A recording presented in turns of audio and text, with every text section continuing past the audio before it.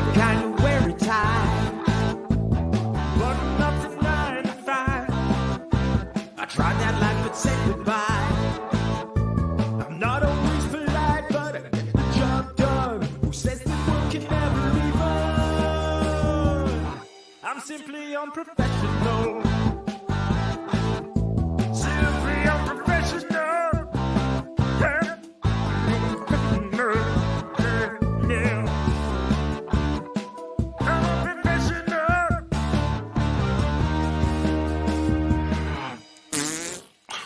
Good evening, everybody. Welcome back to another episode of Simply Unprofessional. I'm your host, Webby.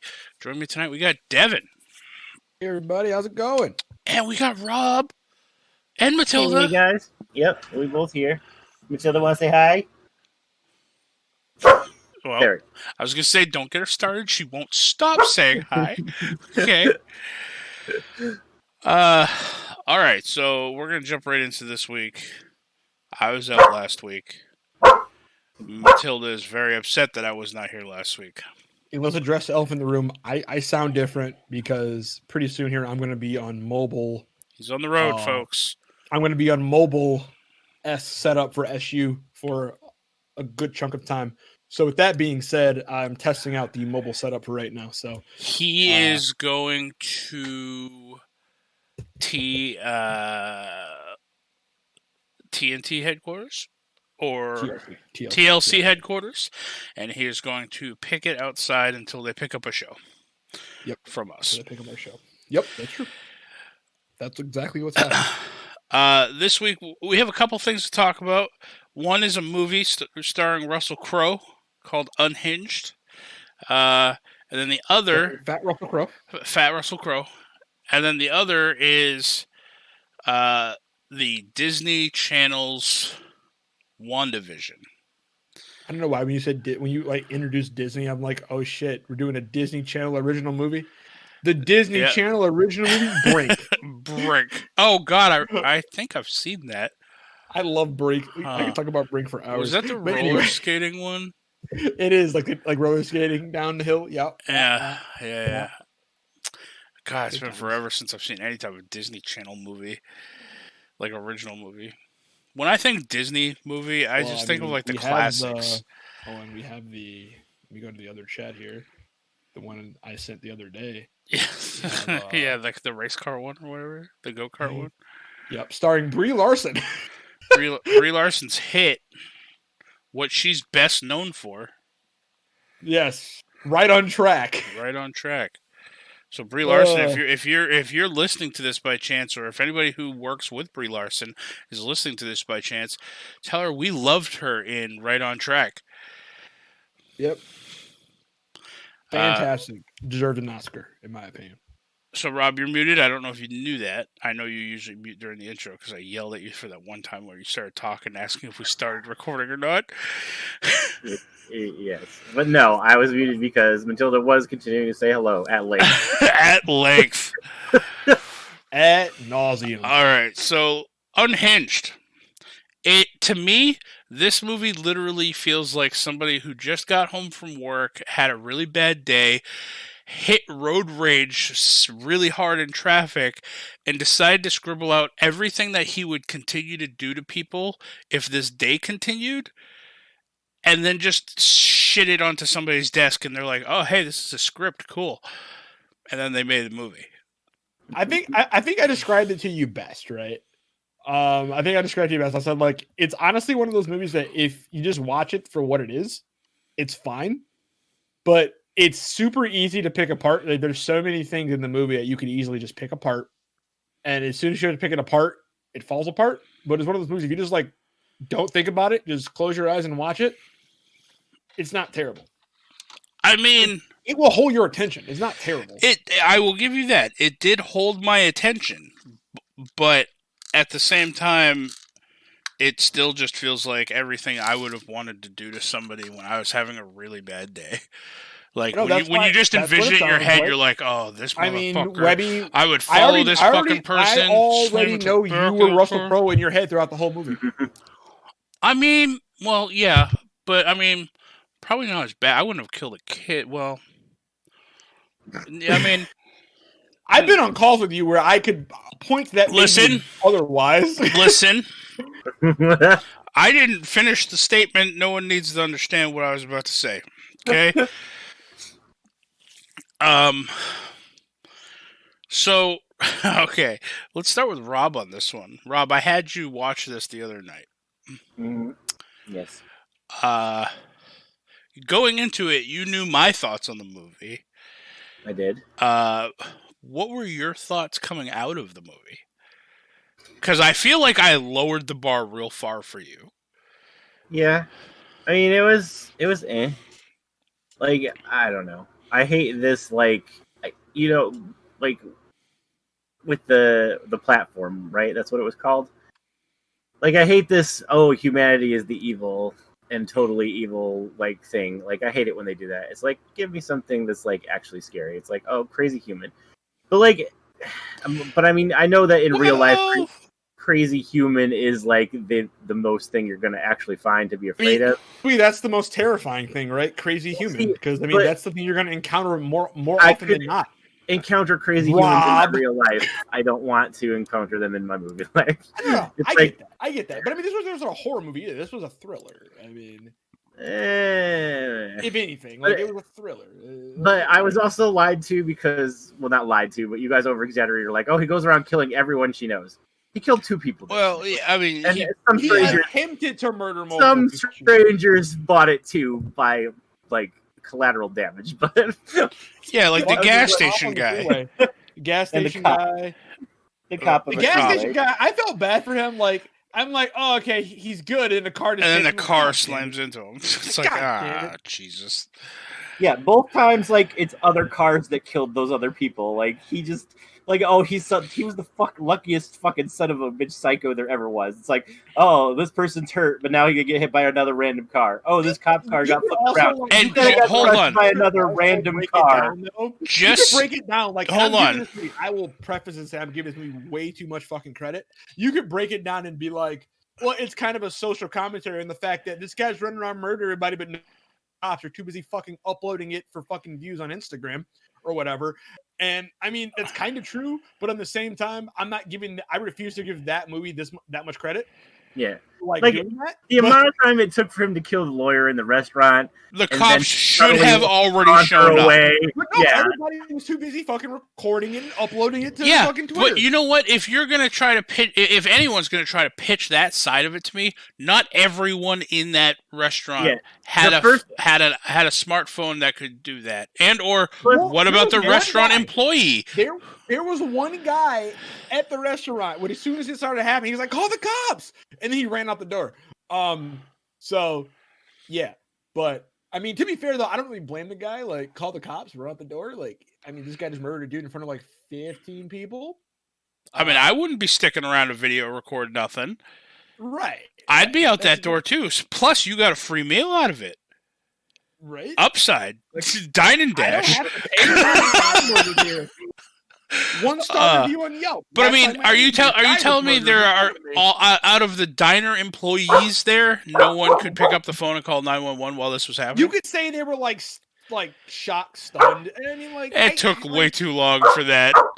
Well, no, I'm just saying, like, you could say, like, I mean, because it's not every day, like, you're just enjoying, like, your day-to-day life at a fucking diner. Like, you probably the same fucking people coming in and out every goddamn day. You know them by name. And then one guy sits down, and the next thing you fucking know, this guy just starts murdering a dude in front of you. Plus, like, where did this take place? This was your square pretty quick, right? Was this DC or something? I think it was. It looked like it was the DC. Because area. I don't know about where you guys live. If somebody comes in and like they're in a diner scene or whatever, and he takes an empty coffee mug and punches the guy across from him to the point where he's bleeding all over the place and causes a commotion like that, either a manager or another customer is going to step up and try to intervene. Yeah, that's what I was saying. Like, the guy looks like he's like 500 pounds and out of shape.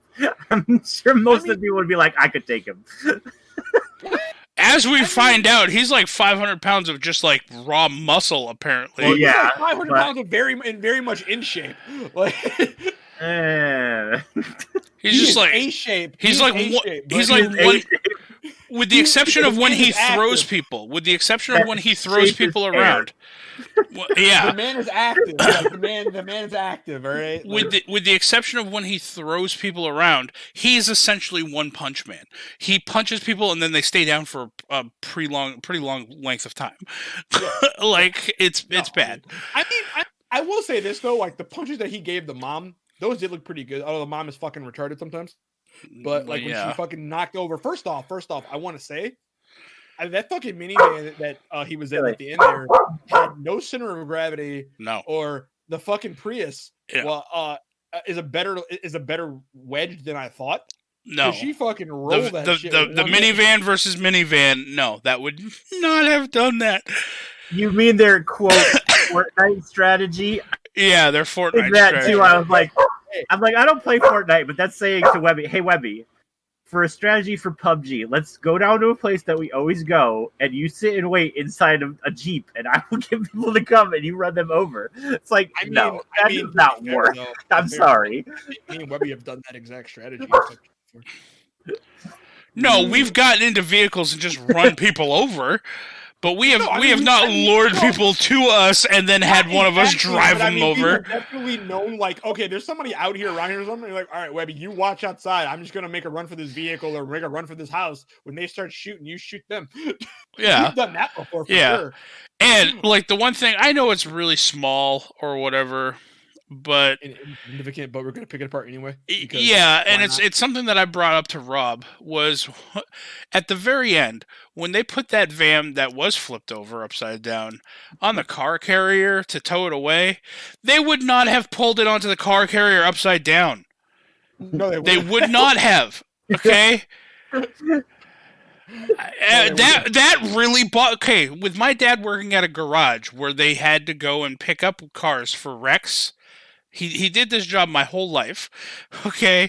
And they would legit have to hop in a car carrier, go to like an accident somewhere, and then like tow the cars away.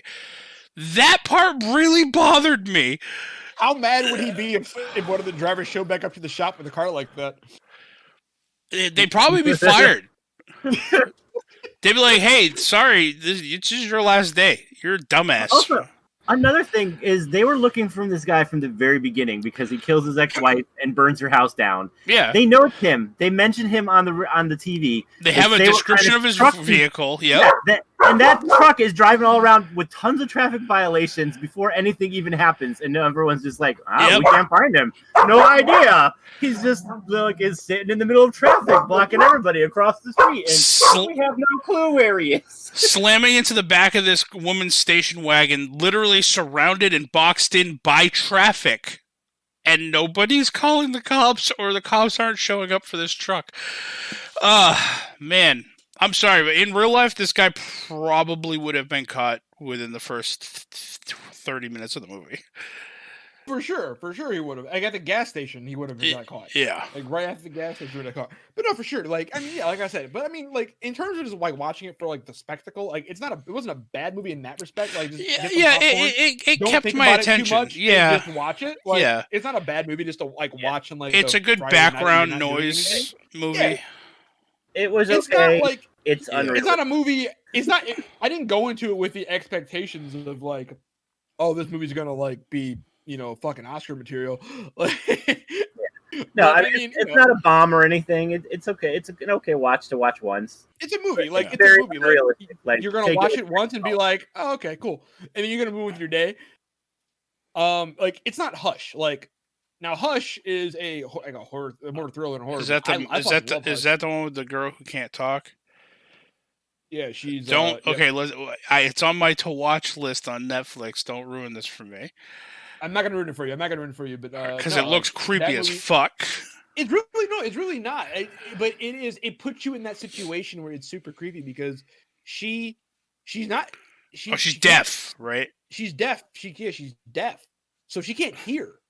And it's just really fucking creepy. Like, imagine being like deaf at home, alone in your house, and then you get like, I'm gonna like not spoil, but I'm gonna send this one part. Like, you get a text from someone, and it's a picture of you sitting on the couch. And you're like, yeah. And you're like, oh fuck. You know what I would do?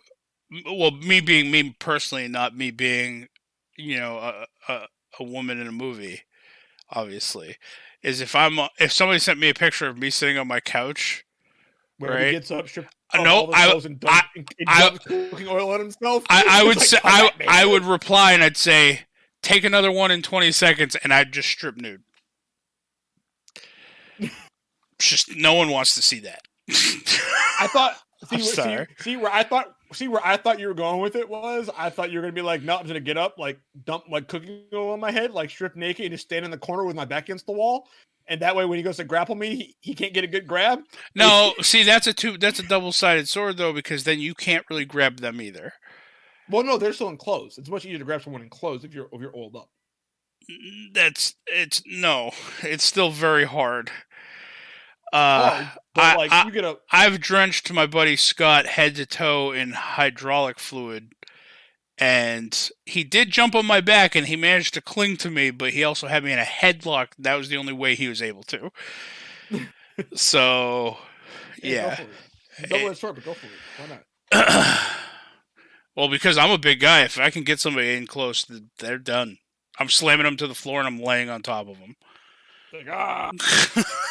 So, all right. So this is Unhinged. It's, I mean, again, worth a watch just once. Background noise, whatever. Some good action scenes, I will say. I fucking hated the ending line when she kicked the scissors in the dude's face. She's like, here's your fucking courtesy tap or whatever the fuck from the beginning of the movie. I mean, listen, the moral of this whole entire movie is, be a little bit more patient and apologize. To be fair, the mom overreacted. She really did. Maybe she deserved this. She took it a little too far, but I mean, to be fair, she actually did just overreact at the beginning. Well, like Rob said, one of the people that this guy killed was her brother's fiance, but she seemed like kind of an iffy character anyway, so he probably did her a favor. I mean, I felt kind of bad for the brother. Being lit on fire? Yeah. But I mean, he survived. And surviving. I don't know if that's worse, though. Well, I mean, we don't know how bad the burns were. The cop was right there to put him out. I was gonna say, he wasn't on fire for very long, so I doubt they're like super burned. That's the hard question. Would you rather get like burned alive and die, or burned alive and not die? You know. Well, I mean, it would all depend on the severity of the burns. Like again, like that, the cop was right there with a blanket, ready to pat you out. Are we talking like two-face burned? Like third-degree burns on like 90% of your body and survive, or just die? Like, I mean, actually, I don't think you can survive that. If a certain amount of your body is burned, you can. Let's see. So, most percentage your body can. I mean, at some point, your body will go into shock, and you're going to be incapable of movement, right? You'll just pass out from the pain. What percentage of body burn is fatal? Let's find out. And then you're incapable of saving yourself regardless. Right, let's see. Nice. What the fuck is a 6th-degree burn? Well, I thought they only went up to third.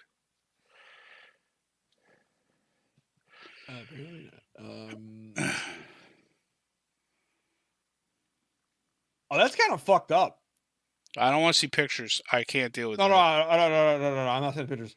But one of the ways you can die by being burned alive is you die of carbon monoxide that your body gives off as it's burning.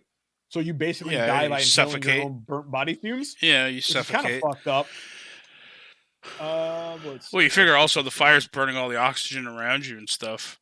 Yeah, it's fucked up. So. Burn sepsis accounts for usually about 50 to 60% of your body is the most that can get burned before you die in most cases, according to this article.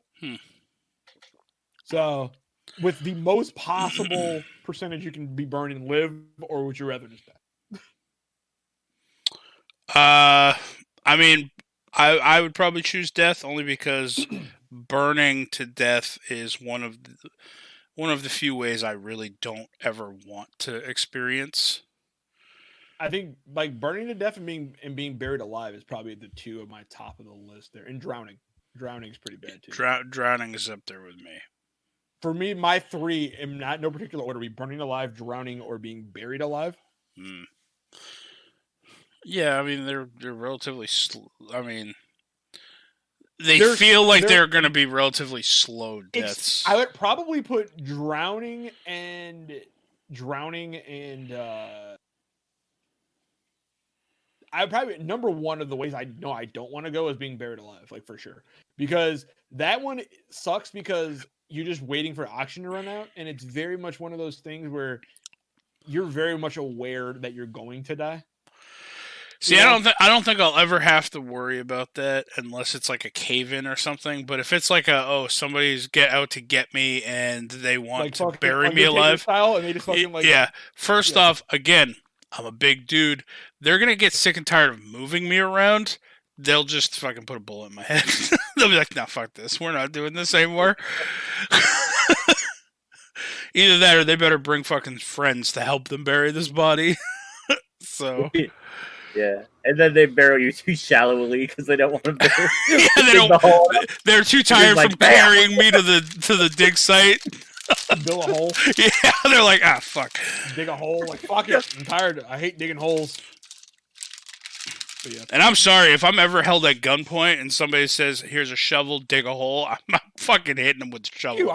I'm fucking attacking you until you shoot me to death. Like, you think you're out of your mind if you think I'm digging my own grave.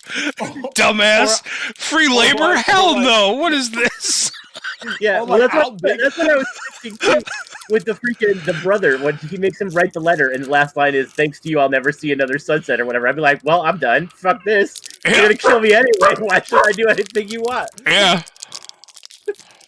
I'm like, nope, done. Yep.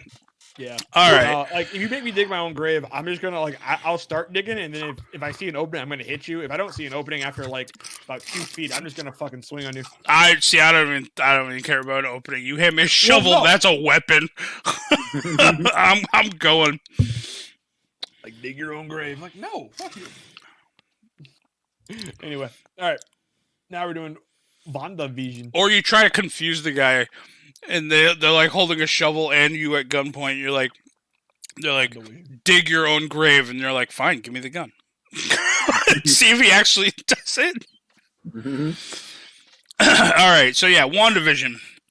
So Rob, when you first had me, we watched all the episodes together. Because you convinced me to try it. Yeah. Even during the first episode, I kept groaning. I said, this isn't really my kind of show. I don't really care for it. I will say by the last 2 episodes, it did hook me a little bit more. Because we got out of the whole black and white era and whatnot. No. And as you explained things, it loosened me up to the idea of this show, I suppose. But why don't you give us a little rundown of WandaVision? Spoiler alert ahead, obviously.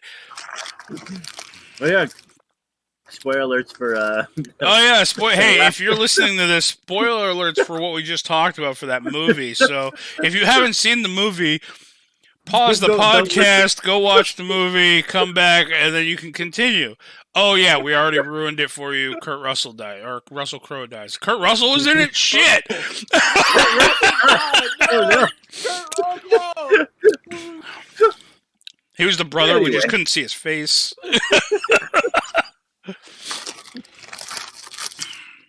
Kurt Russell was the husband. They never showed the ex-husband. Yeah, he just had the voice lines. All right. So WandaVision. So WandaVision is a television show. It's set in the 50s. It's basically like a Bewitched kind of thing, at least in the first episode, where she's like got magic and there's misunderstandings and there's jokes and stuff. And they're trying to hide their magic from the neighbors. And then there's like a heart on the counter. They can't figure out why, and they think it's an anniversary, but it turns out that his boss, Vision's boss, the Hearts are coming over for dinner. So like there's all these things ensue, and there's like funny little like misunderstandings and stuff, of course. And a couple times, a couple weird things happen. Whereas the boss starts to choke, and everyone's sitting at the table, and the wife is just laughing and saying, "Stop it," and looking at Wanda. So eventually she tells Vision to help him, and he pulls the thing, putting his hand through his throat and pulling out the thing he was choking on. So then everything seems to go back to normal. So that's like the only weird thing that happens in that episode, and you're kind of like, what is this? It's like we're watching a 50s show. So then the second episode, it has moved up to the 60s, I believe. Yeah. Yep. So everything's a little more modern. It's still in black and white. So her and Vision are like married, and they're newlyweds, and they just moved to town, so they're meeting the neighbors. And there's this neighbor they have named oh shoot, what the hell's her name? Is it Darcy? No. Darcy's the other chick. Yeah. Shoot, for I can't remember. Brenda? Is it Brenda? Something like that? Let's find out. WandaVision. Isn't it Agnes? Agnes, that's it. So she has this lady named Agnes that lives next door that's basically like her best friend. She's like Ethel to Lucy, basically, kind of person. So she's always helping her out and bringing her stuff. So this episode they're doing some kind of fundraiser. And Wanda and Vision are going to be like magicians, and he's going to be a magician, and she's going to be his assistant to raise money for the kids of the town. So same things kind of happen. There's funny misunderstandings and stuff like that. Like it's basically like going on like a sitcom. Yeah, and there's a laugh track in the background. Yeah. So this time when she goes outside at the beginning, she finds a toy helicopter in the bushes. And if you look at it, it actually is a sword helicopter with the sword symbol. The enemy. Sword, who Webby says is the enemy. But it's a toy, but it's in color, and everything else is still in black and white. So she's looking at it, and then Agnes comes up behind her and like startles her, and she drops it in the bushes, and it's gone. So they go to this like meeting the wives of town, and there's like this lady that's like basically the main socialite, and Agnes tells her that she has to get on her good side if she wants to be anything and do anything in town. So it's luncheon. She meets this other woman. That's Dottie. I don't remember it's Dottie, right? Is it Dottie? Dottie's the blonde one. Oh, Dottie, yeah. No, I was talking about Monica, but I don't think her name is Monica in the WandaVision. It's when she's outside that her name's Monica. Rambo. Yeah, doesn't it start with a P? Or no, it's Geraldine. Geraldine, that's right. So there she meets Geraldine, who she talks to, and she's kind of like a little different from the rest because they're all like Dottie puppets, except for Agnes and Wanda and Geraldine. So they're all like they're talking to each other. So then it's a little later, and Wanda's helping Dottie clean up the meeting. So it's just the two of them, and then there's a radio, and all of a sudden on the voice you hear the song "Help Me, Rhonda," but it starts to sound like almost like it's saying "Help me, Wanda," and then you start hearing a voice saying, "Wanda, can you hear me, Wanda? Who's doing this to you, Wanda?" And she says, "Who are you?" or "What are you?" or something like that, and then she squeezes the glass in her hand, explodes, and the radio shorts out. And the radio shorts out. Yep. So then Wanda like goes back to being normal. Like she wraps her Dottie's hand and stuff, and Dottie seems to be back to the way she was too. And she's like, "Pop quiz, Wanda. How does a housewife get blood out of a blouse or whatever?" And she's like, "She does it herself." And then she walks off. So then in the meantime, Vision goes to this neighborhood watch meeting because they heard a noise in the night last night, and he ends up eating a gum by accident, and it gums up like all his robotic stuff on the inside. It gums up. I hate puns. So he's acting all drunk, and he's using his actual powers in the magic show. So then Wanda starts using her powers to make everything look like it's fake. So he starts to fly, and she uses her magic to make it look like he's on like a rope. And then he lifts up the piano with one hand, and she turns it into like a cardboard cutout, so that when she turns, you can see the back of it. But one of the guys is like, "That was my grandfather's piano." yeah, my grandmother's piano. Hands down, one of the best characters in the show was that guy. He's the one too. When the power goes out, he goes, "Oh, thank God." Do these earrings make me look fat? The power goes out. I was like, "Oh, thank God." That's Gottie's husband, right? Yeah. Yeah. He's the one who's always bringing people pastries. Yep. He's the one that got fired in the beginning, right? Because he only had like, a 5-course dinner instead of 6 courses or whatever. Yep. That's him. Oh man. So stuff like that keeps happening, and then he tries to do this card trick, and then he goes through every card, and the last one is the guy's card, and they're like, "Oh, ha ha ha," and he's like, "What? I don't understand." So then they do bring out the cabinet, and he's like, "I'm gonna make my lovely assistant disappear." So he opens it, but then he closes it before Wanda can get inside, and he's like knocks it with his magic wand, and she's standing there, and she's like, "Honey," so everyone starts going, "What's inside? What's inside?" So she does her magic, and when she opens it, Geraldine's in there. It comes out, and she's like, "1 minute I was backstage, and then I was in that cabinet. How did you do that?" And he's like, "A magician never reveals his secrets." So then at the end of that one, they hear a noise outside, and they go out. It's just her and Vision. They go outside their house, and there's a sewer grate in the road, which wasn't actually even there in the beginning of the show, because you can see it when Geraldine's talking, or when Agnes is talking to the mailman. The street doesn't have a sewer in it, so there's a sewer grate now, and it opens, and this guy comes up in a beekeeper's uniform, the evil surrounded by bees. But the back of the beekeeper uniform has the sword emblem. The enemy. And Wanda just says no. And then suddenly they're back inside, and they didn't hear a noise, and they're just talking. And then everything turns to color, and that's how it ends. Yeah. So then the next episode is now in the 70s. And so this is the one where, in some people's opinions, I may have made a poorly tasted joke. I feel. Is this the one where Wanda gets pregnant? Yeah. Remember I asked you, well, can't Vision just reach in like he did when the guy shoved on the stake and just take that out? Like, just... Listen, I was super tired. It was late. Okay? I've been sleeping good. No. So in this episode, she's pregnant. Her and Vision are having a baby, apparently. They have a doctor talk, and then he's like, "Oh, you're in like your 4th or 5th month or whatever." And this is the size of the baby, and he's like comparing it to fruit, and Vision is like, "How big should the baby be at 2 days?" And he's just like, 2 days? I don't know what you're talking about, blah, blah, blah.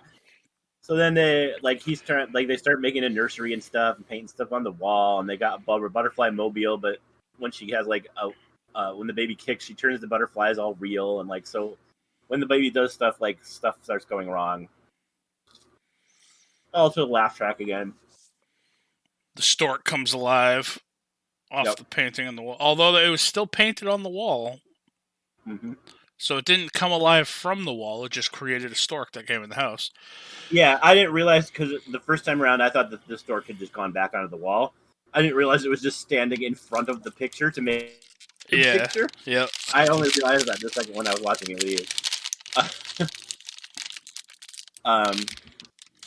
So anyway, so stuff starts happening. Like, she has breath and Hicks contractions, and the power goes out. And like I said, the guy was like, his wife was like, "Do my earrings look fat?" And as he looks, the power goes out, and he goes, "Oh, thank God." So the power's out everywhere, and then you see what's the black guy's name? I don't remember. But anyway, he's like outside. Herb, that's right. So he's outside, like, trimming the hedges, and his hedge trimmer is just going through the brick wall. And Vision's like, "Are you having problems there, Herb?" And he's like, "Nope, perfectly fine." And he's just cutting through the wall. And so he's like, "What the hell?" I think this is the first real episode where Vision starts questioning stuff. Mhm. It Yeah. seemed. Well, because the babies came out of nowhere and they're growing super fast and everything. Yeah. And he's just like, So then Geraldine comes in she starts to go into labor. Her water breaks and it starts raining inside the house, and apparently it's raining in everybody's houses because that's why Geraldine comes over. But finally it stops, and he goes to get the doctor who's supposed to be leaving for Bermuda. But she starts to go into labor further while he's gone. So Geraldine shows up, and she wants to borrow a bucket because her house is full of water from the water breaking. So while she's talking to Wanda about a promotion she got, the stork appears about the babies, and it starts trying to eat the fish on Geraldine's pants. So Wanda's trying to make it disappear, but strangely she has she has control over all this stuff. For some reason, she can't make the stork vanish. She keeps making it vanish into smoke, but it steps out of the smoke constantly. Yeah, this stork was having none of her bullshit. Yeah, it was like, nope, fuck you. So then she throws an apple at it, I think, and it finally flees, and she's like, what was that sound? And then she notices that Wanda's pregnant, so they go into the room. Or no, they went into the room first to see what was making the noise. And the stork is standing in front of the picture of the stork to look like it's not really there. And she's like, what is all this? And she's like, oh my god. And she's like, yeah, I know, it's a stork. I can explain. And she's like, no, you're pregnant. And she was like, oh yeah. So then they start to deliver the babies, and Geraldine helps her deliver the babies while like things are opening on their own. The lights are flashing. The chandelier comes down. There's pictures on the wall just spinning in circles, and Geraldine's like, I'm sure there's a rational explanation for all of this. And Wanda's like, yes. So she ends up delivering the babies. Well, one of the babies, and then the Vision gets there with the doctor. And who he literally sprinted to the doctor's house and gave him a piggyback ride back. Mm-hmm. So the doctor was like, he moved so fast or whatever. So then they're talking about the kid's going to be named Tommy. So then as they're talking, she starts to have the labor pains again, and they realize it's twins. So then they had the second baby named Billy. So then the doctor goes to leave, and Vision's like, we'll have a good time in Bermuda. And he's like, well, I thought we were going to go, but... And he looks nervously around, and he says, these small towns, so hard to escape. So that's kind of weird. And then Vision's looks, and he sees Agnes and Herb talking by the wall. And then he goes over, and he's like, hey. And they're like, hi. He caught them doing something, and they start to talk to him about Geraldine, and they're like, is Geraldine inside? And he's like, yeah. And they're like, Geraldine's new. She's brand new. And he's like, oh, okay. Yeah, we know. And he's like, she doesn't even have a home yet. Yeah, she doesn't have a home. He's like, what do you mean? She doesn't have a home. And they're like, yeah, she doesn't have a home. So then you go inside, and Geraldine's talking, and she's like, about the twins, and Wanda's like, I was twins. And she's like, oh, you have a twin? And she's like, yeah, my twin brother. And then Geraldine gets this weird look on her face, and then she has an epiphany, and she's like, your brother was killed by Ultron, wasn't he? And Wanda is looking at the babies, and suddenly she just goes, what did you say? And she's like, I said you're a cool, collected lady, Wanda. You want me to say it again? Worst playoff ever. She's like, no, what did you say about Ultron? Look, Wanda, no, I didn't say anything. Let's just go back to what we were doing. Then she gets yeeted. Yeah, she realizes she's wearing a sword necklace, and she's like, who are you? You don't belong here. And then she basically, kicks her through reality. And then she comes out of you see this glowing border, and she flies out of it, and there's a whole bunch of, military people and helicopters outside of it.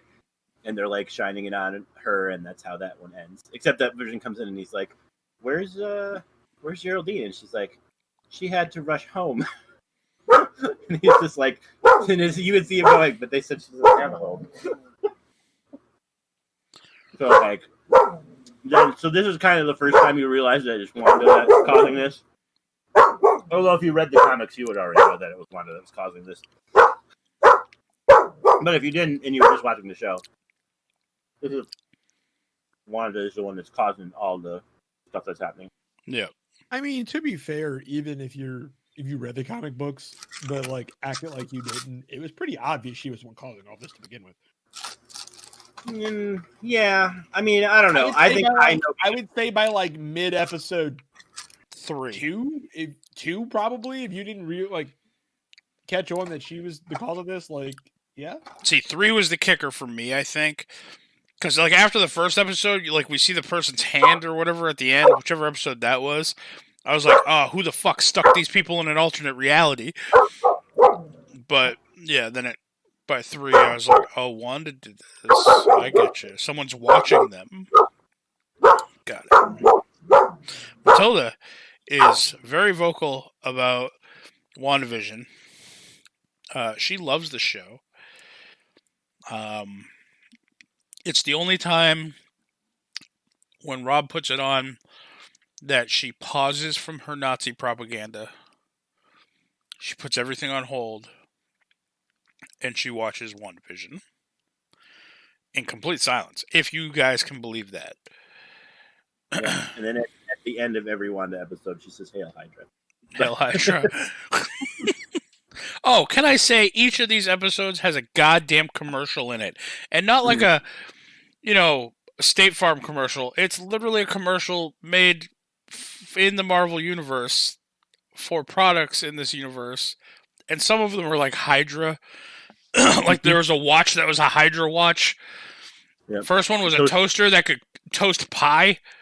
It was, yeah. That was a toaster made by Stark Industries, by the way. Yeah. That was my very first question. When they're like, you can cook both sides of the bread in record time, blah, blah, blah, and you can even cook pie. It's like, what? Excuse me? You toast pie? You put pie in the toaster? This doesn't seem logical, but sure. Yeah, the first commercial was the toaster, I think. Toastmate 2000. Yeah.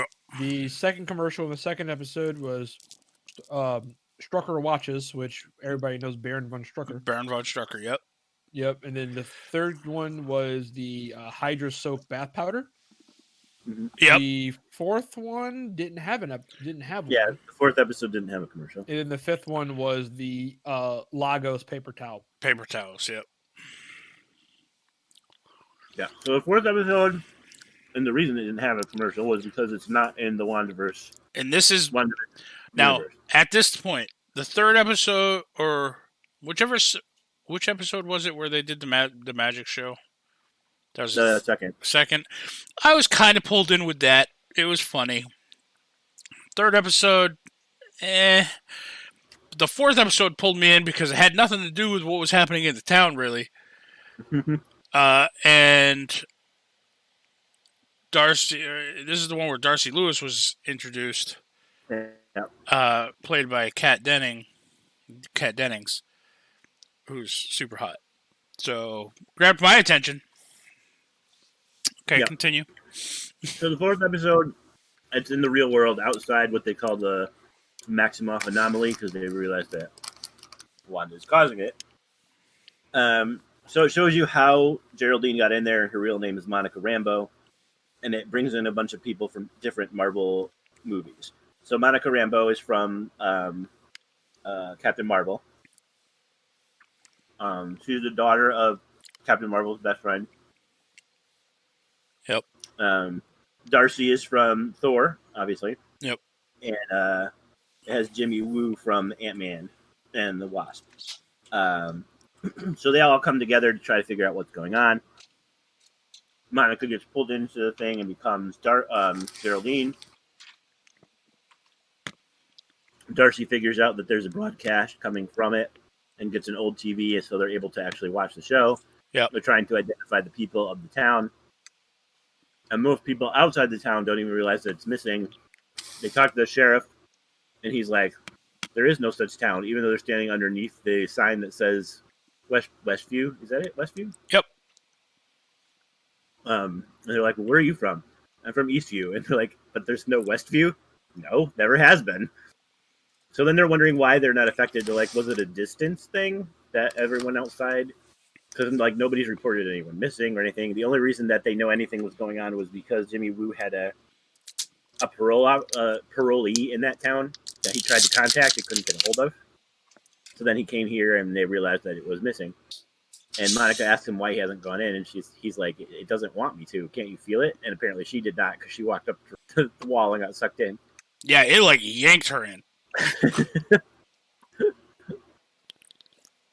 So when they come back out, and she tells them that it's just Wanda doing all this, and like they test her clothes and whatever, and they like her clothes were made out of the clothes she was wearing, like it's Kevlar and stuff. So they realize that Wanda's like changing reality, which I don't think she should be able to do, because they thought her powers were exclusively telepathic and telekinesis. So they didn't realize that little do they know.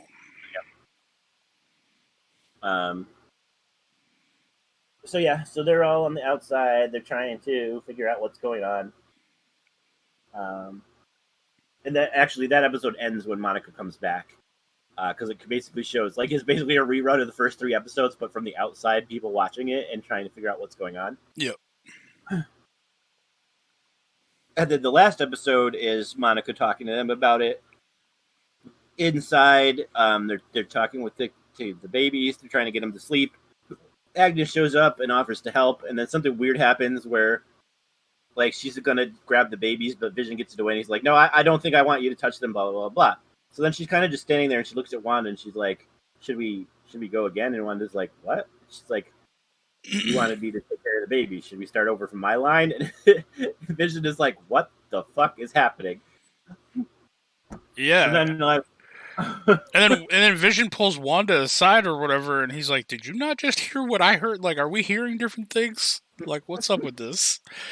Then they turn around, and the crying stopped, and Agnes is like sitting on the countertop drinking bourbon, and the kids are just standing at the bottom of the stairs, like aged to like 5 years old. 5 or 6, yeah. And they're like, "Oh my god." So then they do like a weird intro thing, like the beginning of the show. Super fucking creepy. Okay, listen. Vision was never a child. Devin, back me up on this. Vision was created as an adult. Like, his body was created as an adult. So, child Vision, both baby and then the one right after that, before, like, high school Vision. Those two, fucking nightmare fuel, those pictures. I had to rewind it and pause it and show Rob. I was like, this one looks like he just ate a family. And he had like the buck teeth and like the weird hat and stuff, and like just these wide blank like serial killer eyes. It didn't bother me as much because in the comics, Vision has a daughter. I forgot about that. She's actually kind of new. He has a son too, actually. But still, baby Vision, man. Himself. And like his actual infant one, it literally looking at it, you're like, okay, I know it's an infant. It's like it's sitting in like a pile of pillows and it's small, but it has like an old man face.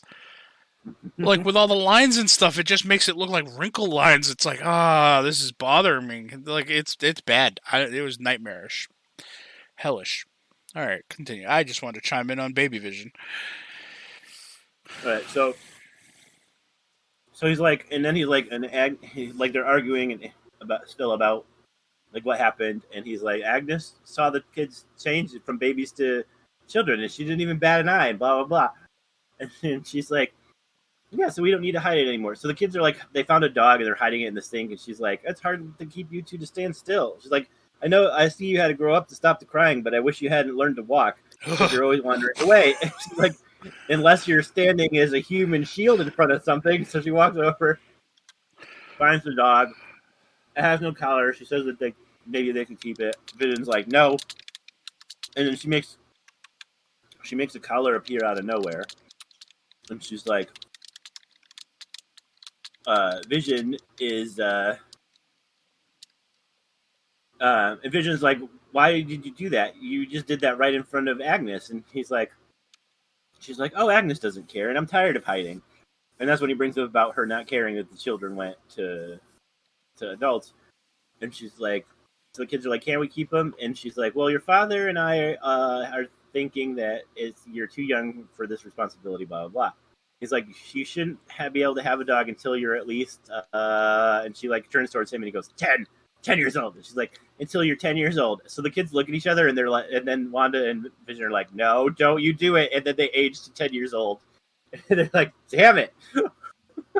So now they're 10-year-olds and they have the dog. And so then it cuts to Vision at work. And it cut back outside. And that's when they found out that the clothes were Kevlar. So then they're talking about how, like, when they sent in the drones, they turned to toys. The guy in the hazmat suit, he turned into a beekeeper. And the rope turned into a jump rope. And he's like, so they realize that whatever era she's in, the things turn into that. And they're like, well, what if we send in something that doesn't require an era tank? So then it cuts to Vision at work. And he's setting up computers, like the old timey computers for them, and they're talking about it. And they're talking about email and stuff.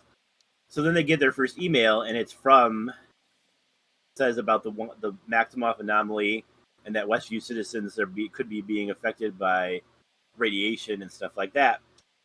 And it's like, what the hell? So he touches the screen, and like his hands spark, and it goes out. And he kind of looks at his hands, and then he touches his coworker on the sides of the head with his hands, and it sparks again. And then he starts like saying, "You make her stop this." He's like, my family, I haven't been able to call them. I need to call my sister. My mom is sick, blah, blah, blah. So he's like freaking out, and he's like, where's my phone? I need my phone. And then Vision's trying to get out of him. What's happening? He's like, what's happening? What? And he's like, make her stop. It hurts what she's doing. It hurts so bad. And blah. And he starts like saying stuff. So Vision puts his hands back on his head, and then he like goes back instantly to what he was doing. He's like, so if I send an email, do I need a stamp? And then the laugh track goes off, and he's like, technology. Like,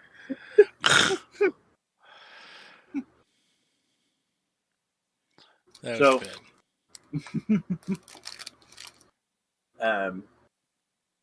So then the dog, they hear something outside. Wanda's talking to the kids about how the dad's at work, and they're like, but it's Saturday. And she's like, no, it's Monday. And they're like, Mom, it was Saturday this morning. In that, we're not taking any of your crazy manipulative shit, don't. She's like, well, sometimes adults have to get obligations and blah, blah, blah. So she's like trying to explain it away. And she's like, but we'll always be family. She's like sometimes me and your dad might fight, but it's only temporary. And then she's like, you know how you fight with your brother, but he'll always be your brother, and blah, blah, blah. So then they hear a noise outside. They said something about her having a brother, and she mentions Pietro again. But then they hear a noise outside, so all three of them go outside, and the dog gets out the door. So when they get out, there's a drone out there, like an 80s technology style drone, and Monica is flying it, and she's trying to talk to her. She's saying, like, Wanda, talk to me, please. I just want to help, blah, blah, blah, blah. So then Wanda's eyes start to glow bright red, and they in the tent, they're like, no joy. And then instantly, the fucking guy in charge is like, arm the missile, or whatever the hell. And Monica's like, the drone's not armed. And he's like, don't listen to that, take the shot. And she's like, what the fuck? So then the cameras go out. And Monica's having a fit. Saying, you didn't tell me that they were armed, blah, blah, blah. And he's like, we had to take the opportunity, and blah, blah, blah. So then they're like, there's a breach in the perimeter. So they go outside with a bunch of like guns and stuff, and all Jimmy and Darcy and Monica all go out too. And freaking Wanda comes out dragging the missile by its tail. And she like flings it at their feet, and she's like, did you forget something, or is this yours, or something like that? And they're all like, he's like, you could hardly blame us, Wanda. And she's like, I think I can blame you. And he's like, you have a bunch of people hostage. And she's like, I'm not the one with the guns, which really isn't an answer to that. Which I'm like, she doesn't really have an answer. Yeah, so. yeah. I mean, she is holding an entire town against their will. So yeah. So she's like, this is your only warning. Stay away. And like Monica still tries to talk to her or whatever, and she's like, oh, you're still here.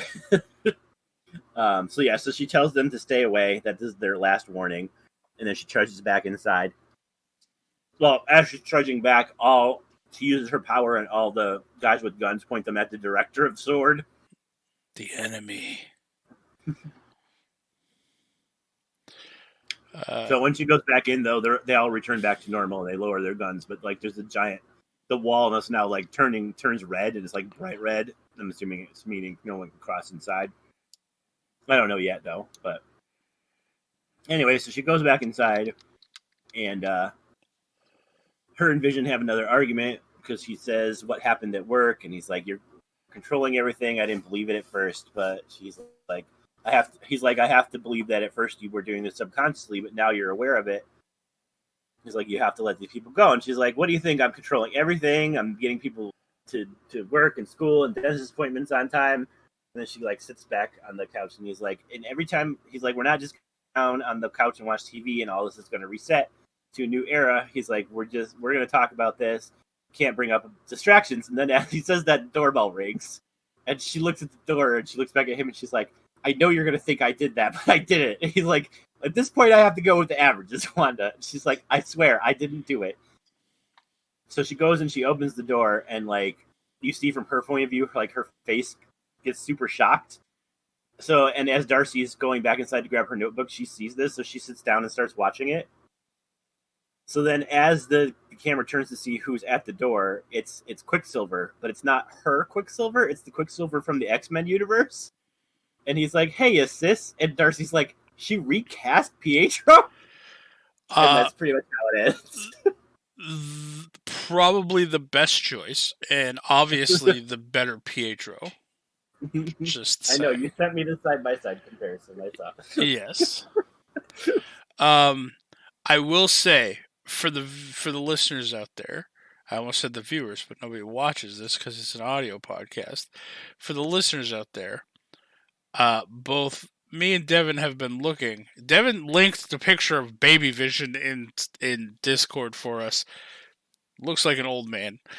The one that I think he looks terrifying is too terrifying for Google because neither me or Devin can find a picture of it. Nobody wanted to post it. Like a small child with that evil grin. Yeah, and he has like the buck teeth, and it looks like he just ate a family of 5. I swear to God, he did. Man. But yeah, that's no Google images on that one. Now, have you read up? Like, do you know what the next episode, like the premise of the next episode, is going to be, or do you not look stuff like that up? I don't usually look stuff like that up. All right. Although I did see a slight spoiler of because I just happened to see. Oh, I found it right now. I found it right away. The picture? What did you Google? Vision episode 5 pictures. Vision episode 5 pictures. See, it's not coming up on mine. Maybe they know that it freaks me out and they're like, nah, we're not going to put it on his Google search images. Maybe. Oh, I forgot to say that at one point when they were arguing, it shows Vision's corpse instead of Vision standing there yelling at her. And then later on, you find out that she stole his corpse from the Sword headquarters. So that he's just basically animating his corpse to walk around. And now, kind of creepy. I have 2 questions about this. First off, so this is in current timeline, right? Essentially. Mm-hmm. This is I think a week after. I think it technically 3 weeks after the events of Avengers Endgame. Okay. That's when it starts, and then obviously when we get what's her name, when she pops back in reality, it picks up with more current timeline. Okay. So a couple questions. First, at this point in Wanda's life, do you think she's powerful enough to reshape the reality of the world? Or is it more so just kind of the size of a town at this point? That's probably going to be at the end of episode 9. End of episode 9, they're probably going to do like House of M stuff end of episode 9, I would imagine. Yeah, I was thinking 2 things. I'm thinking either one, because at the end of, because this is kind of based on the House of M storyline somewhat.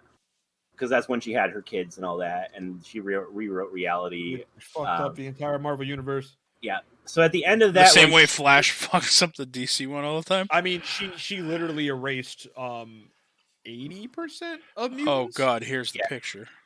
So at the end, she end of that, she erases all the mutants. So I'm wondering if this is going to be the opposite effect where she creates the mutants. Yeah, I was just about to post that because I was saved it, but I couldn't find it where I had saved it. I don't know. Devin, tell me you would not shit your pants if you woke up in the middle of the night and that was looking at you. I mean, in that scenario, maybe, but like With that expression and everything. I mean, probably. Yeah, me too. I'd be More like, visual. dude. I'd be like, dude, don't eat me. Sorry. Whatever I did to piss you off.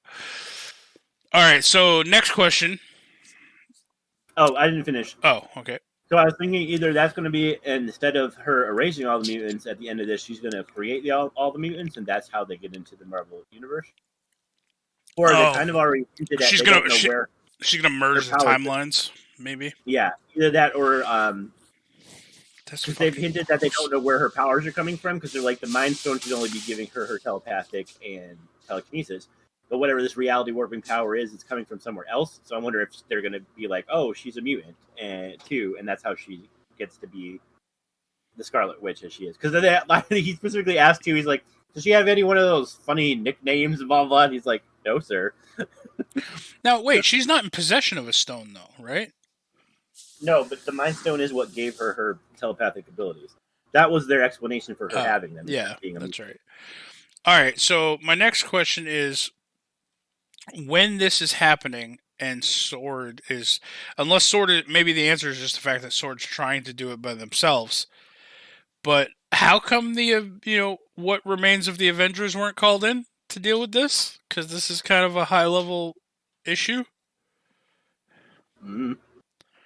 Well, I mean, they were all dealing with the aftermath of what happened.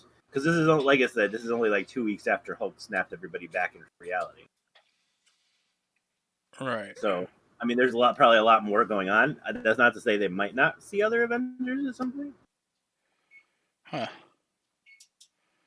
All right. I mean, that was my only two questions I had. So, Devin, what the hell are you posting? This is also Nightmare Fuel. That looks kind of like a mix between the first two pictures. It's old man buck teeth vision gingerbread cookie. That is the ginger dead man. Oh, The ginger dead man. Gotcha. That's fucked up. And the fun fact, in the first movie, he was played by Gary Busey. Well, That's I from the last I see movie. the resemblance, but you throw some stringy hair on top of that, it kind of looks like Gary Busey. Yeah, That's from the last movie, the most recent one, I think from 2013, which is Ginger Dead Man versus Evil Bong. Oh God, what? So they've gone from Mega Shark versus Insane Shit to now Ginger Dead Man versus other things. Well, Ginger Dead Man is old. Ginger Dead Man came out. Hold on, Ginger Dead Man. This is an off-topic rant, but whatever. It wouldn't be SU without one. Ginger Dead Man. I don't know. I think Google does listen to everything we say because I was scrolling through the Google images searches of Vision Episode 5 pictures, and now I just see one called Ginger Vision. Before we get completely off topic, I just want to say one of the things too is that Monica said she called in an aerospace engineer expert, which a lot of people are thinking that might be Reed Richards. So they're going to tie. They're thinking they're going to tie in the Fantastic Four. Please don't. Please, Marvel, listen. Listen, hold on. Give up on the Fantastic Four. Please. I was gonna say it has not worked. I feel like I read something about them thinking about rebooting the Fantastic Four again For the 15th time. Just Yeah. stop it. Now- it's not going to work. I am going to say Marvel or Disney rather than I am going to say You can just make a reference to them. Just leave them out. Make a reference. Be Listen. like, oh yeah, the Fantastic Four. That's cool. I'm I don't need to with see another- I'm with Devin on this to an extent. I think they should only reference Reed Richards working on there. I do not think you should introduce any character until you have made a Fantastic Four movie that has not been fucked up. Yes. If you can make one, and if you can prove that you can make a Fantastic Four movie that is legitimately good and well done on the level of the other Marvel movies, then sure, throw Reed Richards in WandaVision, whatever. But until you prove to us that you can't drop that ball because you've dropped it so many goddamn times, don't be introducing no Fantastic Four people. It was funny though because people were talking about how they were like, "Oh, what's his face? They're like, oh, Captain America is gonna come back, and blah blah blah." And people are like, "Yeah, but see, he's not coming back as Captain America. He's coming back as Johnny Storm." It's like, no. Oh God. Oh God. I would cry. Just don't. Please don't do that. We don't need that in our lives. Don't do that. Nobody asked for that. Okay. With that being said, Devin, you just watched all these episodes pretty much yesterday, right? Yep, I watched them all in one sitting yesterday. What were your thoughts going into the show versus once you finished the show? And did they change? I'll say this, right? Like, I think it's going to be, especially with episodes only being like 30-ish minutes long, I really feel like I was just going to wait, but you guys want to do the SG1. I was going to wait, because I tried to watch the first episode. I was like, okay, I'm not really feeling it. But I was going to wait until all 9 were released and just binge it in one sitting. Mm-hmm. But did you go on the episode? I was like, all right, I'll go ahead and watch it now. And I mean, I think they have a lot of work to do for 4 episodes. So effectively, they have 2 hours. Because I mean, it's only a 9-episode show. Yeah, see that I didn't know either. Yeah, it's only a 9-episode show. Honestly, where they left off, I'm kind of curious as to where they're gonna go. Like, I don't know what direction they're going. I'm pretty sure the next episode's going to be more conflict with Vision and Wanda, and then it's going to be some other stuff. Her getting stronger, her not being able to control it, and then it's going to end in something along the lines of like a giant, like multiversal wide, like power explosion. Yeah, that kind of links all of the. Yeah, that's what I'm prophesizing it to be. But yeah, I mean, I don't dislike it. It's one of those shows like, okay, like I'm going to watch it. I'm going to watch it. I don't know if I'm going to like tune in every single week to watch it. I may just wait for the other 4 episodes to come out and watch it like next month or whatever, and just like sit down and watch it from start to finish. Yeah. Because I mean, it is kind of required watching because it's probably going to tie in everything in going into the next set of movies. Yeah. Probably like required watching. Yeah. But yeah, I mean, I don't hate it. I'm not like in love with it. Like people online were like freaking out, like, oh, crazy. I'm like, I saw all this coming ahead of time. Like, this is like all of like, even knowing the character, but acting like I didn't know what was going to happen. Like, nothing really surprised me. I was just like, now, I will say, I was surprised. I figured Quicksilver was going to show up at some point. I was surprised that it was the X-Men one. Yeah. That one did throw me for a loop. Yeah, that was probably the coolest part. That was probably the only part that I was like, whoa, really? That's really cool. Like, that really caught me, like, kind of off guard. But everything else was kind of just, like, so far, it's just, like, all right. I mean, like, cool. But, like, I don't know. Like, now, people online are like, oh, my God, this is the greatest thing ever. I'm like, it's all right. How would you feel if in one of the episodes they have, like, a security van or whatever pull up to, like, the outer force field thing that's now turned red? Because Wanda's angry Wanda now. And Liliana Rasputin comes out with her psychic sword and like cuts a hole in it and fucking steps in from New Mutants. I mean, I'd be down with that because she was the best fucking thing in that movie. Well, whoa. The bear was dope. Huh? Bear was kind of the villain-ish. Hey, listen. It was misunderstood. I just want to see Deadpool pop in, and then her just keep trying to blink him out, and he just keeps ending up like in random places, but like she can't get rid of him. Yeah, that'd be kind of funny. Like that, like just a head in the mailbox. It's like Jesus, it's dark in here. Yep. Or like he's like talking to her, he's trying to like talk her off the ledge. She like blimps him out of existence, and then like she opens her freezer. He's just chilling in the freezer, like stuffed in the freezer. Like anyway, like I was saying. Now. I know Deadpool. Obviously, in the comics, Wanda could just literally snap her fingers and Deadpool would be gone. Yeah, she could literally snap him out of existence. Yeah. Well, yeah. But in like, one capacity or another, she could get rid of him. but like physical damage wise, I don't even think Wanda's capable of killing Deadpool. She could atomize him. You know, I think he would still grow back from what little, like from like an actual like electron or whatever from an atom. I think he would just grow back.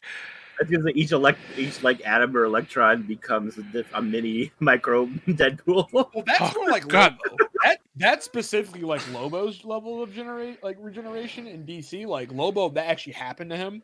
Like he like lost a finger and he like went off world, and so instead of the finger, his finger grew back, but that finger also had to regenerate. So it just made a new person. Right. Like a starfish. Grew a new person. It was just like fuck it. But I think in the comics it was either, I want to say actually it was Wolverine that literally got completely obliterated by a nuclear bomb and still ended up regenerating. Well, see, this is the thing, right? What makes his with his cancer is what actually makes his regeneration power so actually weaker than it actually is. Right.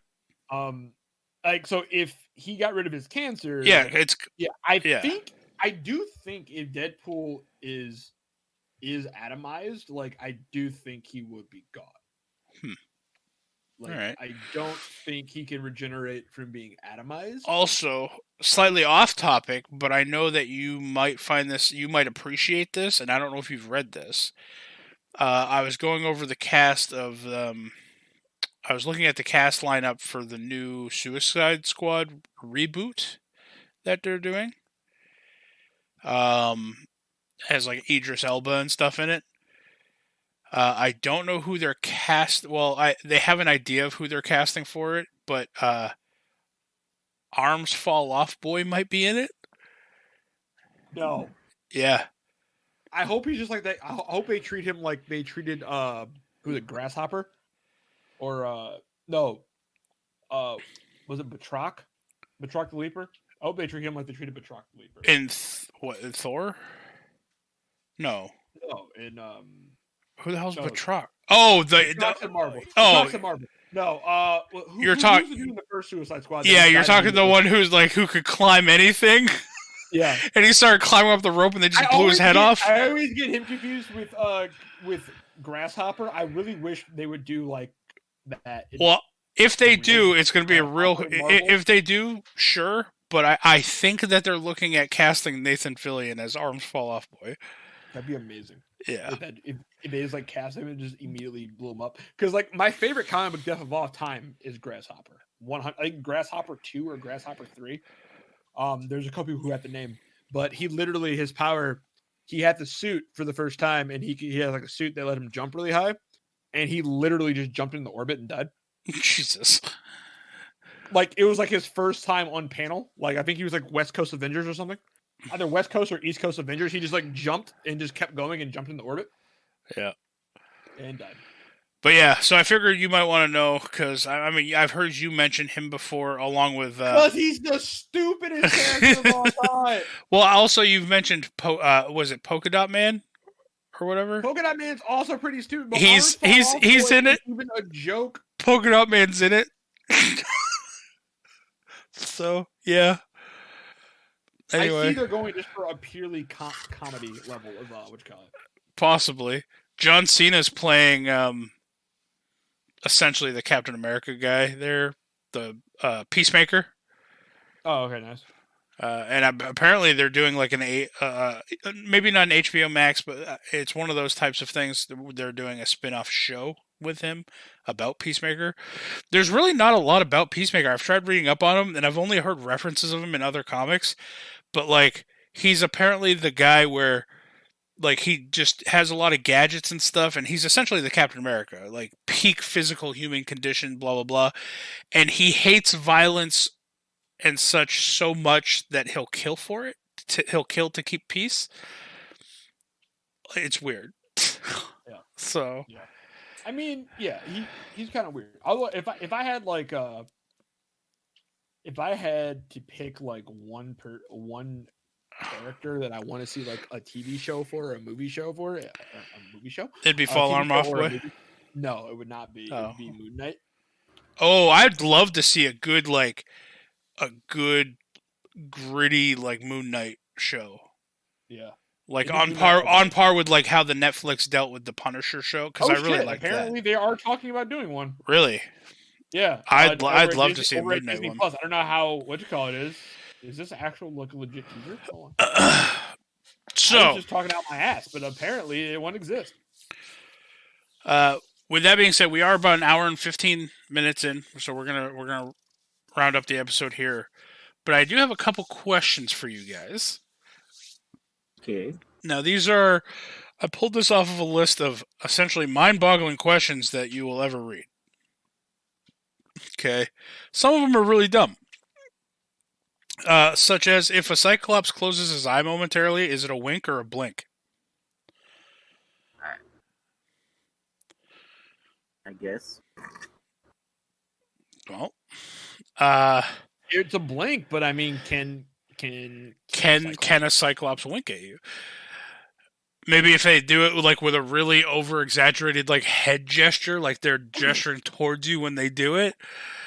All right, here's one for the religious people out there. So God can do anything, right? Sure. Okay. Can God microwave a burrito so hot that he couldn't eat it?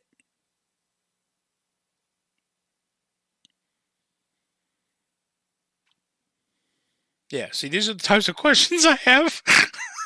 Like, why? Just met with silence. I ask and just met with silence. Like, why?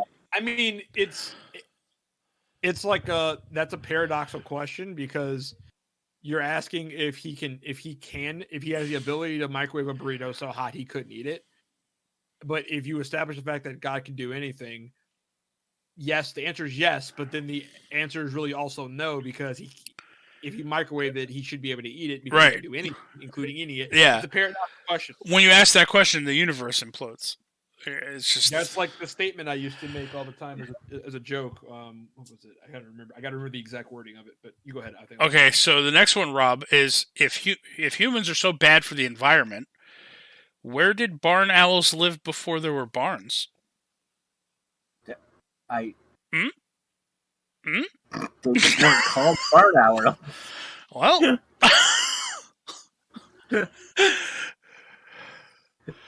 They lived in trees like regular owls.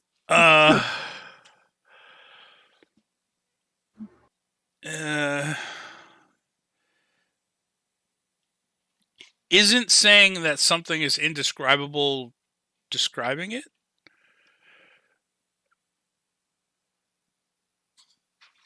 Not really.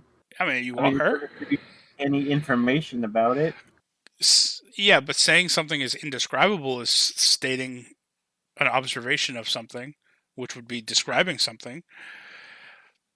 Not really. Well, Webby, Okay, I have this hold on. I got one more for you. I have a thing in my hand. It's undescribable. What have I told you about it? That it's indescribable. Which means it's probably nothing. You're holding It's nothing. not nothing. I picked something up specifically. What's so I can in say your pocket, sis? it. What's in my hand? I don't know. I lose. I- I lose this game. But I hate it. I told I you hate it's this game. indescribable, so that Barn must give you owls! clues about what it is. All right, last one for this one, because I have a whole list of these. I'm going to do some of these at the end of some of the other SUs. It was a purple chicken, by the way. Yeah, wait, that's very describable, though, so you lied to me. Yeah, but see, if I said it was indescribable, that's not describing it. That gives you no clues that it's a purple chicken. It gives me, yes, it does, because it tells me that it's something that I can't describe. Therefore, it's colorless, it's featureless, Oh no, which it might would have literally be nothing. No, because if it had a color, you could describe the color So to me. Something is undescribable. It's nothing. So undescribable just means it's nothing. I would assume so, but then you're describing nothing. Describe a color to a blind person. It's indescribable. Yet we still know it's a color. Oh, touche. That raises a whole new level of questioning on my end. All right, last one. Do crabs think that fish can fly? Because they're bottom feeders? Maybe? You'd have to ask a crab. Well, let's go talk to a crab. Well, crabs can come out on land, though, which puts a whole pickle on this situation. I know, because then they see seagulls and they're like, what the fuck?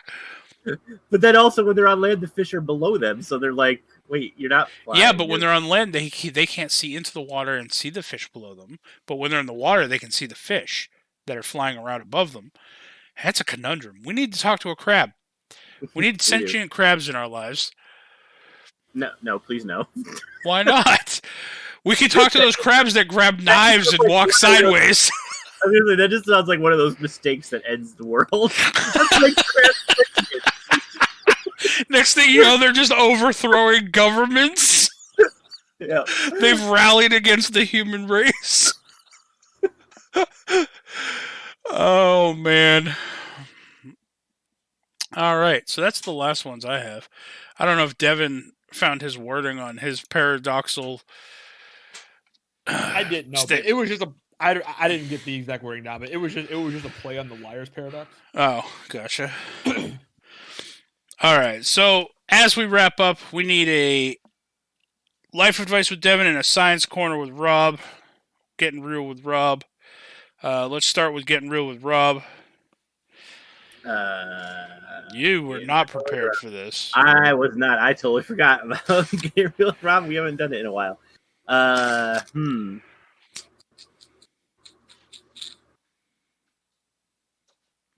Okay, so I have a question for you. Might not be super scientific. Okay. It's WandaVision related. Okay. The Kevlar clothing from like the 70s that lady, that Geraldine had. Yes. That was completely bulletproof. The pants, the shirt, all of it. Mm-hmm. Would that be possible? You could make bulletproof pants, but they would be very thick. So like hard to move around in and stuff? Yeah. Like you couldn't make pants that thin that actual bulletproof. Not without magic. Not without Wanda's magic, no. Gotcha. Yeah, like it has to be pretty thick in order to... Like, that's why they usually only do vests, because you can cover it over with like a coat or something and you can't tell you have it on. Right. But pants, but they would be like difficult to move in, and if you hit, you'd have to leave the joints free, so like you could bend your knees and stuff. Now so your knees will be vulnerable and stuff like that. You couldn't essentially, well, maybe not bulletproof, but maybe like how about like slice proof, like they have those gloves that you can't cut through because essentially it's just really, really small layered chainmail essentially. Yeah. Yep. Could you make full clothing out of that and just pretty much be impervious to people slashing at you? You just answered your own question. It's called chainmail. Yeah, I'm talking like more on the light side, like wearing a t-shirt as opposed to wearing. I mean, you 300 pounds. With modern materials, you probably could make fairly light chainmail. Yeah, you could. You could, like the gloves. You could make whole stuff out of it. But I mean, it's not very fashionable. It'd be like weird and clunky to wear, but it wouldn't be super heavy like an actual. Huh. Let's get on it. Let's make some chainmail t-shirts and stuff and just slash at people with katanas and see if it works. Yeah. That's called murder, Webby. Yeah. I mean, people get hurt a lot, but like I don't think it's enough to warrant a whole wardrobe made of slash-proof material. I mean, you don't know. Maybe you're some guy who has had a Russell Crowe person chasing you around all day and just slashing at you with knives constantly, and you're just really paranoid about knives. My life advice ties into something Webby said earlier, kind of, sort of. All right. We're bringing it full circle. So we're going to go into life advice with Devin. Now we know we can have chainmail, like a full chainmail wardrobe, if we chose to. Life advice with me is, if anyone ever tries to hurt you, tell them you have a gun, a shovel, and an alibi. Good advice. Good advice. Rob, did you say what's the shovel for? Yeah. To make them dig their own grave. Yeah, but then they're just going to strike you with the shovel like you Or you just shoot them and then you dig the grave. Either way, you have an alibi. Digging graves is so seems like a lot of work. Also, it's really like seasonal and depending on where you live. Like, you couldn't if you were a murderer and that was like your thing was to like bury can't people. dig graves in this weather? You can't do that in the wintertime in the Northeast. The ground's frozen solid. No, that's why that's when you just like you go ice fishing and then you just slowly slide him into the hole with like weights tied to his ass, let him sit there for a while. I mean, that is true. They have like the ice fishing sheds that are out on the lakes and stuff. So you're secluded, you know. You just imagine a murderer weekend at burying people. Just waving the dead body's hand so no one notices as you walk into the ice fishing shed. God, we're morbid. All right. Well, with that, Rob, where can people find you on the internet? You can find me on Twitter at Confessor_X and on Twitch at twitch.tv/Confessor. And Devin, where can people find you? You guys can find me on Twitter at DMP_Pookie and on Twitch someday at Mr. D3. And as always, you go. I was going to say you also can find me on eBay. That's what I was waiting for. Standing between Vision's buck teeth. Just small chunks of you because he's eating you. Fucking creep. As always, everybody, thank you for listening. You guys can follow me on Twitter at JaxForestWalker, all one word, on Twitch at DMWebby, and on Instagram at Patrick.Webster52, and on eBay at Sword is the Enemy. And thank you for listening. Until next time, everybody, fuck Booster Gold. Fuck Booster Gold. Wow, the outro music is super loud. I have a surprise for you guys once Ross is done with it. I'm just going to lay it on there, and then I'll tell you when I use it so you guys can just listen to the intro. But I have another intro song possibly being made in the works. Yeah. Yep. We're only going to use it like a couple times, and then this is going to be our intro music. But anyway, we done.